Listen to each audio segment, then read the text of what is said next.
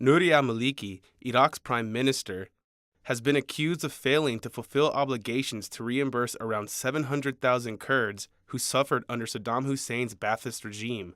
We have given the central government a file concerning the compensation of the Anfal campaign. The amount of compensation for each victim must also be determined by the central government, a representative said. Under Article 112 of the Iraqi Constitution, the federal government is supposed to use revenue from oil and gas extraction to compensate those who suffered under the former regime. During the late 80s, Hussein and his Baathist regime instituted a genocidal campaign against Kurds, killing around 180,000. It became known as the Anfal campaign in the international community. One attack in particular, known as the Halabja attack, has echoed in Kurdish history, in which Hussein killed around 5,000 Kurds using chemical weapons.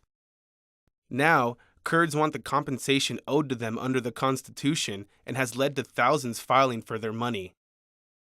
The chief of Halabja Chemical Victims Society believes Kurdish compensation has been put on the back burner as Maliki reimburses Kuwait.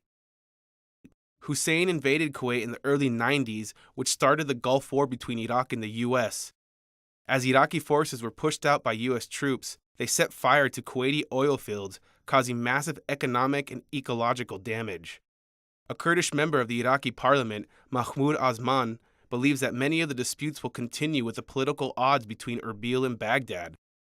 Earlier this year, Iraqi Kurdish Prime Minister Nichivan Barzani held talks with Maliki in Baghdad and signed a 7-point agreement to solve these disputes. This came after about 2 years of almost no bilateral talks between the two governments. The agreement established a framework to form 7 committees to resolve these disputes.